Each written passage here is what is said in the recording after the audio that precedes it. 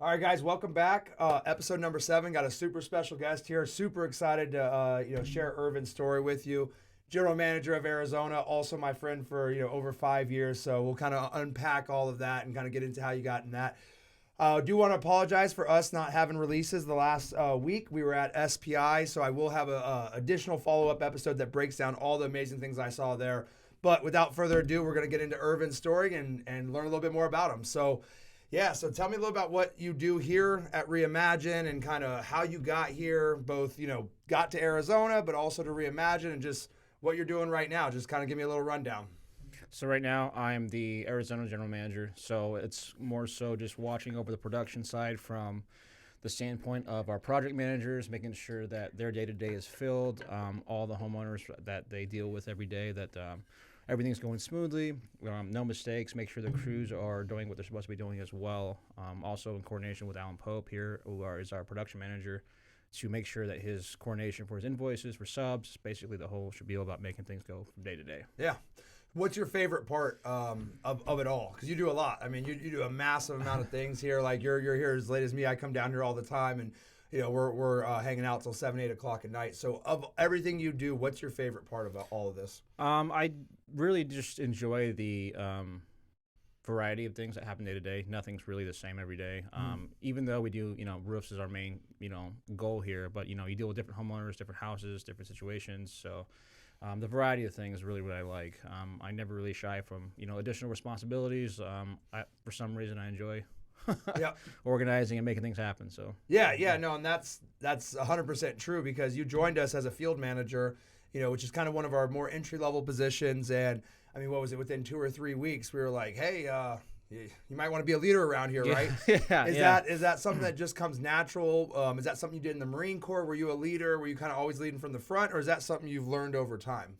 No, I mean, when I first joined the Marine Corps, obviously, we're like 18-year-old kids. So, you learn to find yourself. It kind of just fell into that role myself, just based on the way I was raised. And, I hate not knowing things. When I don't know what's going on, it irks me. So I have to find out, ask questions, this and that.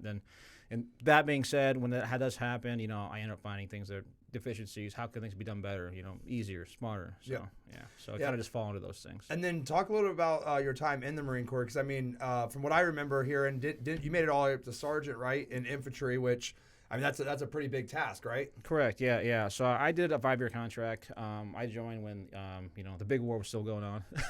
So they were offering bonuses, 1 year, 2-year extensions for kids that didn't know any better. I was one of them. So, I think they gave me like $4,000 for a 1-year bonus, and it was gone like the first week. $4,000 for 1 year. You do the math now, it's like, dang, they got a pretty good deal. I got swindled, yeah.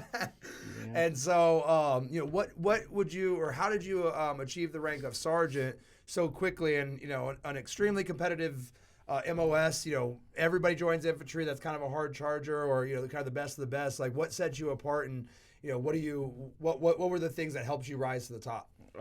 It was just, hard work will take you a lot of places, almost all the way in most cases. But you have to have some sort of ingenuity, some initiative is the big thing. Knowing what's going on, what the problem is, and being able to offer a solution and go and fix the problem. If you don't do that, everybody's going to sit around and, wait for somebody to give an answer. Exactly. And so initiative is a big buzzword. What does initiative mean to you? How would you define that in both, an actual definition, but like literal terms? Like, what does that mean when you're stepping into a new organization? Initiative, it's definitive term to the way I apply it to what I do for my day-to-day. It's very similar. Seeing something that needs to get done and not having to be told, not having to be asked, knowing there's a problem and going to fix it. Yep. There are so many situations that can be solved if somebody just knew what the right thing to do was and just did it. Having to be told to do it, it's nothing wrong with that, but it's never going to, push you forward. You're going to get things done, but not in the most timely manner. So especially in the Marine Corps, right? We got 8 guys sitting in the smoke pit all saying, "Man, that dog poop really stinks." Like, someone should probably pick it up. Yeah. Everybody's just like, who's gonna do it? Yeah. So that's kind of in a nutshell what you see in a lot of organizations, the military, but here as well. And you came right in and you started making real impacts. What was the biggest impact that you saw within the company that you came in and was able to, whether it's helping your team get organized, or what kind of was the one thing that that you could say from an operational standpoint that was the biggest, smallest input to biggest output, kind of day one, that maybe other people can apply in their business or in their sales teams? What would you say would be the single biggest thing that you can make that impact day one on? Overall, it's just going in and finding deficiencies in any situation. I mean, you can spend time with any of our project managers from the day-to-day, sit in the vehicle with them. There can be always, something they can do to make their day easier, more efficient, wasting less time, less fuel, less energy.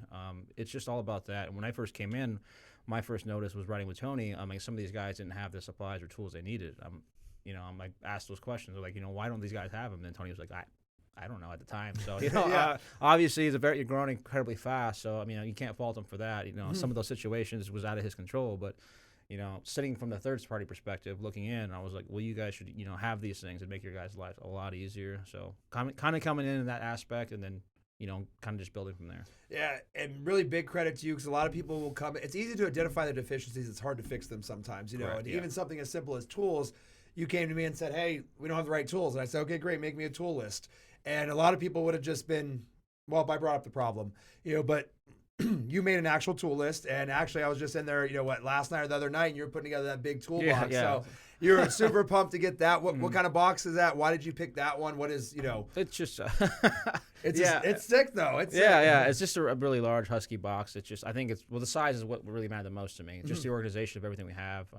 Fortunately, around here, some of the tools are strewn around right now, and I just hate the disorganization. So for the longest time, I've wanted one. I don't know, I asked Jeff before, and then they were like, hey, just wait a little bit. So I was like, okay.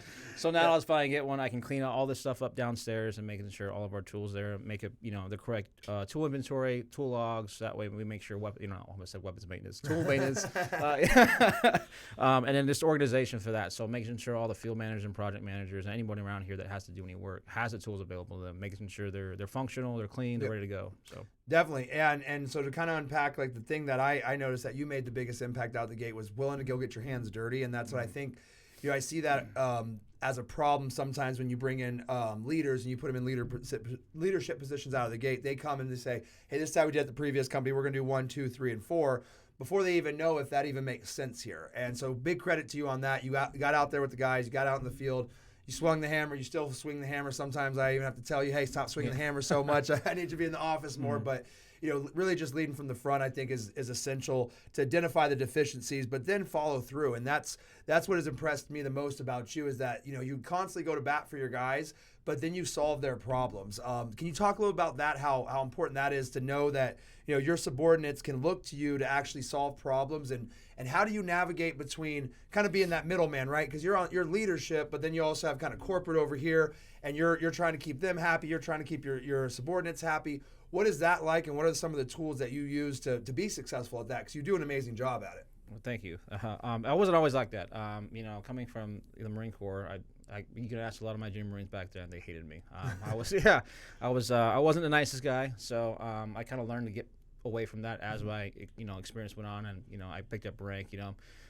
Leading with fear doesn't always work. You got to actually listen to the individual, the Marine, the person, the employee. It does dividends. Knowing their personal lives, who they are, what makes them tick, what makes them happy. In the end of the day, we all strive to be a family here, but they are people too. They have their own personal lives outside of this. So knowing what is going to help them succeed in their personal life, because it's not all about here.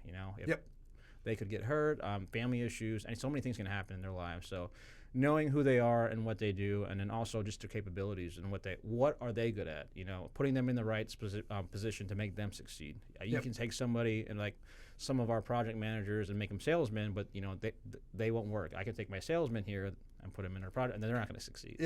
So just knowing who they are and playing to their strengths and trying to strengthen their weaknesses at the same time. 100%. And I think that's so essential to not try to fit a round peg into a square hole, and just saying, hey, look, come join the team. You're going to be here for the right reasons. You want to do something amazing, great.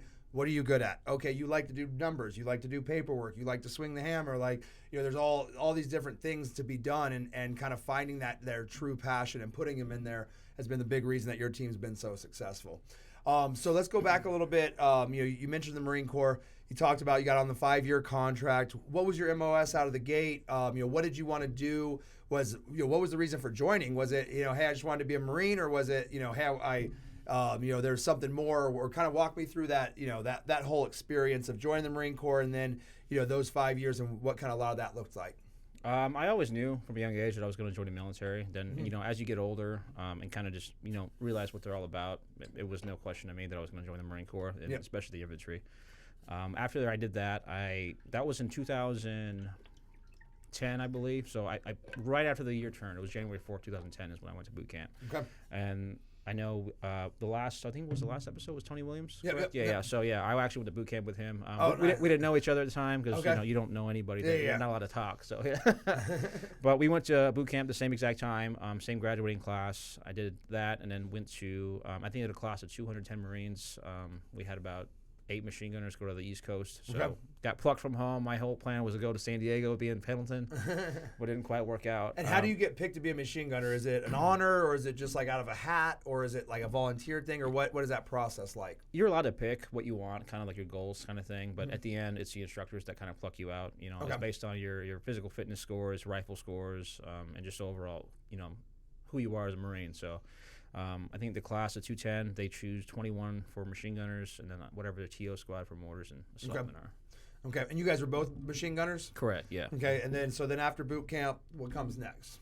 We went to SOI. That's where we learned the trade of machine guns and machine gun gunnery. And then after that, they took us to 2nd Battalion, 8th Marines, where it's in North Carolina, Camp Lejeune. That's where I was stationed. Okay, and so the challenges, obviously a lot of people talk about the difficulty of being in the Marine Corps, especially with the infantry as well. Did you see those challenges? Were they all in boot camp, or was it also an infantry school? And then did they continue while you were in actually the fleet, or what? What was it? What was the most difficult kind of process of getting to where you got to be a Marine Corps infantryman?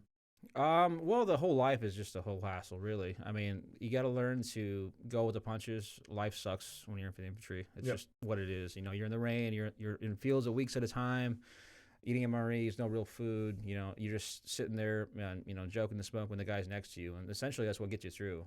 In boot camp, SOI, in the fleet, and on deployments. That's the only thing you have. So. Yep. And so really kind of, it teaches you how to enjoy the suck, right? I mean, it teaches you how to be tough and just appreciate for what you're doing right in this moment, and there's no way you can change it. Yeah, it gives you the mindset things can always be worse. Yeah, and exactly. You got to be thankful for the situation you're in. Like the other day, my apartment flooded. Yeah. So and everything got wet, and then I had to move out just recently, and then the insurance or the regional manager came out, and I was just sitting there eating a bowl of cereal. She's like, I don't know how you're so calm about this. And I was like, well, what am I gonna do? It could be worse. It could be worse. Could be on fire and flooded. Exactly. So. Yeah. Okay, and awesome. So then you're in the Marine Corps. Kind of talk to me a little bit about that experience. How long were you in before you deployed? Then what was it like, deploying versus coming back? And then when did you know that you were definitely getting out, or was it an injury or a decision? Or kind of walk me through a little bit of those years, and then what made your transition to back to the civilian life? So when we got to the fleet, it was relatively quick. So we joined in 2010, and we deployed in 2011. So it was a relatively quick turnaround time in terms of my experience as a Marine. So. And was there some training prior to deployment? What did you guys have to do? So there was a good amount of training. When we got to the fleet about mid-year 2010, so that 6-7 months about so was just nonstop training to build up for that deployment. So you got to know your team, your guys, people you're going to be with. So we left in 2011 January, came back in late August 2011, same year, and then spent there. By the time I came back, I had picked up the rank of Lance Corporal, B3, and then kind of got moved into a leadership position at that time, and then. What did that leadership position look like? Were you in charge of 1 Marine, 3 Marines, 15, and what was your day-to-day responsibilities on that leadership position? Yeah, I was bouncing around. Initially team leader, and then to a squad leader. Then when you're a squad leader, as a machine gun section, you have 3 squads, and then each squad has about 6-7 Marines, depending if they're TO or not. Once you do that, it's responsibility for the gear accountability, themselves, making sure they have the gear, proper PCCs and PCIs, making sure. Safety is being adhered to, the rules and regulations, PT, that kind of thing. They can control their day-to-day. So a lot of acronyms there. So PCCs and PCIs, break those down for pre-combat checks and pre-combat inspections. So making sure your guys have everything they need to succeed. I can't go out for 2 days at a time and some guy doesn't have his food on him. Then he's going to be, hey, I'm hungry. So I kind of babysitting at times, making sure, looking in their packs. Hey, do you have the right amount of food, right amount of water? Yep. And a lot of trust but verify, right? They said, they said you did something and like, okay, I believe you, but I need to kind of check on you, right? Yeah. Okay, so then Lance Corporal. So how did you achieve Corporal? What was it a meritorious promotion, or is it just a meritorious board for that and Sergeant. Oh wow, yeah. wow. So the dog and pony show was. Break that down. What's a meritorious board like? What does that mean? How does it work? I think those two, even as short as they are, they're like a week long. But both case scenarios, I mean, especially from Corporal to Sergeant, where it gets a little more intense, it's just real competitive in nature, especially in the infantry where everything's so, combat oriented. Yep. You take a step back and look at the Marine as a whole. Drill, PFT scores, uniform inspections, sword manual. They pull, like I said, it's the dog and pony show. So everything you see on the Marine Corps commercial, like, the running and the shooting, the uniform, and the running around with the sword. So let's break some of those things down. So sword manual, are you actually out there with the sword, or are you just reading from a book and like reciting codes? No, yeah. So you're expected to learn the actual commands with a sword and sword manual. So the same kind of concept of drill, you're marching in boot camp and everything, but they expect you to do it with a sword. What'd that feel like? When you're It was incredibly awkward at first because I mean you never really learn that until and then they're like, hey, by the way, you need to know this for this, and you're like, okay, thanks, and then you have to go find your other higher leadership, your staff NCOs or your senior NCOs, and ask them, hey, how do you do sword manual? And then they don't want to do it. Yeah. Especially, like I said, in the infantry, it's just something that you just don't do. But definitely. So and then uniform inspections. The Marine Corps can be very, very particular. Labels and everything, belts, socks, everything. So that kind of meticulous attention to detail. Like I said, that goes a long way. And then I kind of carried that for the most part of my Marine Corps experience, and even out here, I think presentability, making sure you look squared away, professional. It speaks dividends depending on what kind of position you're in. Definitely. And then we have the PFT, which physical fitness test. And what does that consist of? And what were your scores on that? We got, pull-ups, run. So the physical fitness score at the time when I was in was pull-ups. Perfect score was 20 pull-ups, and then sit-ups or crunches was 100 crunches for perfect score.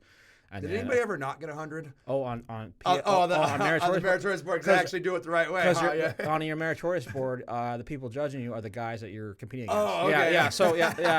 So it's even harder to score on a PFT. Because that 100's actually hard if you do it fully the right way. If you do it the right way, yeah. It's for all your whole Marine career, you never do it the fully the right way. So you think you can just crank it out, and then and then your pull-ups and run time is really what's the hardest part. Yeah. I mean, at that point, if we're on a meritorious board, I think we're pretty squared away Marines. So the crunches wasn't the hard part, but the pull-ups is everybody was real making sure get the full lockout. Because you didn't want to give a point to your competition. So you're like, hey, is that locked out? It's all the way up. So I didn't see your chin. Exactly. So for the most time, I would probably crank out 20 and get a pretty decent score. But I think on the meritorious board that I got, I think they gave me 18 pull-ups. Okay. So, yeah. Okay, and then run time, you remember that? I can't remember my run time. Some of my better ones were perfect run time's 18 minutes for 3 miles, and then I think one of my better times was 19.6 and then 19.10. But even for the meritorious boards, the staff NCOs, they make the course. So as you know, it can sometimes be 2.8 miles up to 3.4 miles. Yeah. So isn't that crazy? Yeah, it's how you get promoted in life can literally be a half mile difference. Exactly. And they're like, you guys don't think you can be more accurate in those things, But so. And this wasn't like in the 1960s. We had GPS and we had. This was about 10 years ago. Yeah.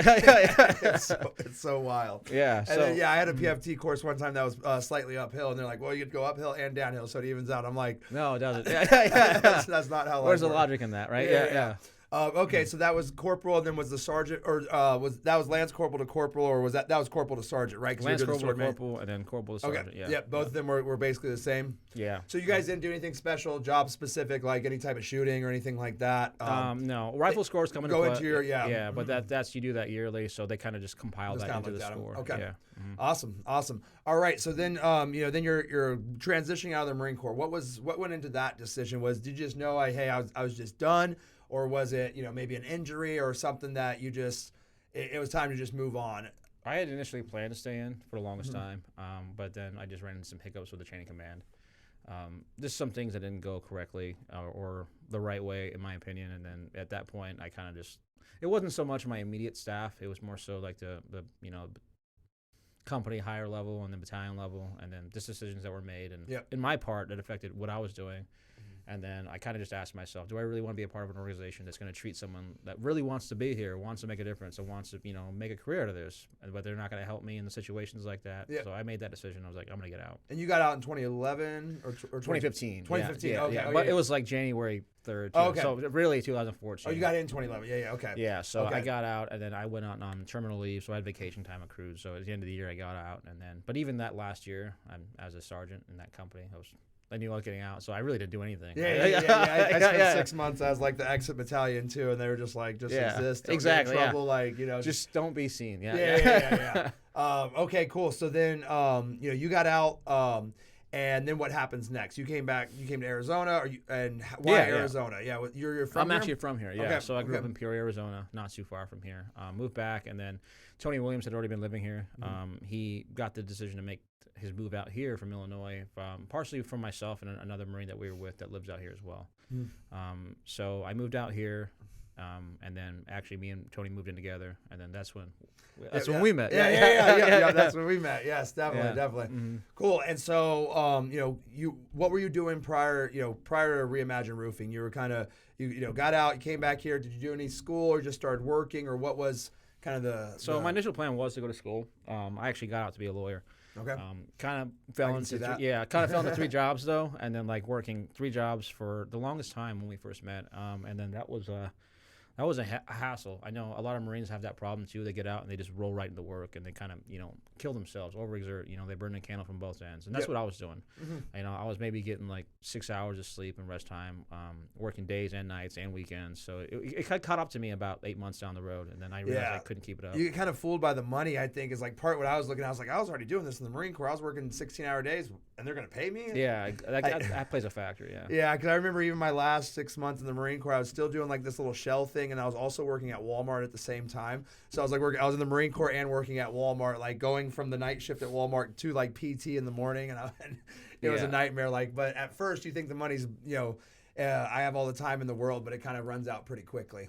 So, then prior to joining Reimagine, you were working as a firearms instructor, right? Yeah. So I actually still do that on the weekends. Primarily. That's one of your big passions, right? Yeah. So I kind of just fell into that naturally. Worked private security almost when I got out for one of the 3 jobs, and then kind of fell into a firearms making company. So it was Macmillan, fiberglass stocks, building precision rifles. I was a CNC machinist over there. I was a 3-axis Haas machine that I was working with. So, and most things, mechanical things, I can pick up pretty easily. I just got to watch somebody do it a few times and crack at it myself, and then I'll figure it out. Definitely. Did that, then kind of bounced back between private security, and then went back there actually for sales for a little bit, and that. I don't fancy myself a salesman. But then after I left that, did the firearms thing for that, and then kind of fell into here. Awesome. Yeah. And that, with us knowing that, you actually got probably about half of our team licensed on CCWs, right? Yeah, correct. Yeah. So they were actually able to utilize the company that I work with, Inner Circle Protection and Defense, and then get their CCW cards. So it was nice to get some guys out there, get them doing something different than their day-to-day at work. So and then getting them out to do something else different, it's always fun. Definitely. So now General Manager of Arizona, what does kind of the future look like for you, both on the personal development front, the professional development front? What are you doing right now in your life to better yourself each and every day, and kind of how does that all wrap in with Reimagine?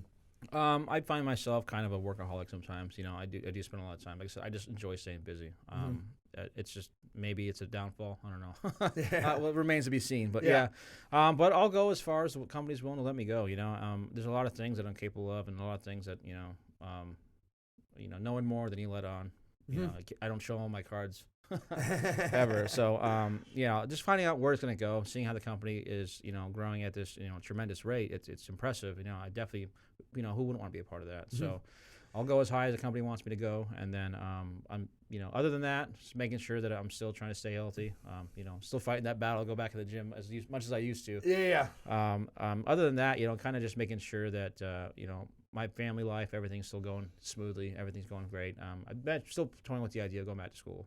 Maybe do go down that road. Like maybe like project management or something, or lawyer? Are you still thinking? Maybe it's a possibility. You know, I'm So never gonna. both. Yeah, I'm never gonna. Yeah. I'll help support that. I'm not gonna solve, or I'm not gonna stop at anything. You know, it's whatever you can put your mind to, man. You know, you just gotta be willing to put in the hard work and time.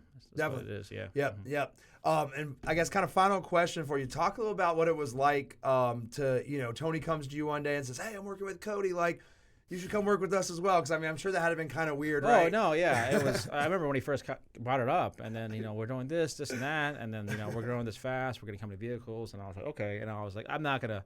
I'm maybe a pessimist at heart, some of this. I was like, well, maybe I'll just wait a little bit, and see how. Well, he agrees to a lot of things really quickly, exactly. And like me and you both are kind of like, okay, Tony, like let me go to see what's up. So I'm like, I'm not gonna say, hey, let me see your bank statements or anything like that. So yeah, I was like, but I would like to see some results and some growth, maybe from my outside perspective, and then, as things started to roll along, I was like, hey, I had some downtime. Then I told Tony, I said, yeah, I guess I can get another job. And, so that's how I fell to this. Yeah. Awesome. Well, I mean, I really appreciate everything you've done for the company. Like, you've literally come in on and given that executive and just unmatched leadership here in Arizona. You've brought a lot of order to it, a lot of operational integrity to it, and I just can't thank you enough for all the help you provided. So really appreciate you also joining on this podcast, guys. That's all we got for today. I appreciate you guys tuning in. And again, this is Irvin, General Manager of Arizona, and we'll see you next week.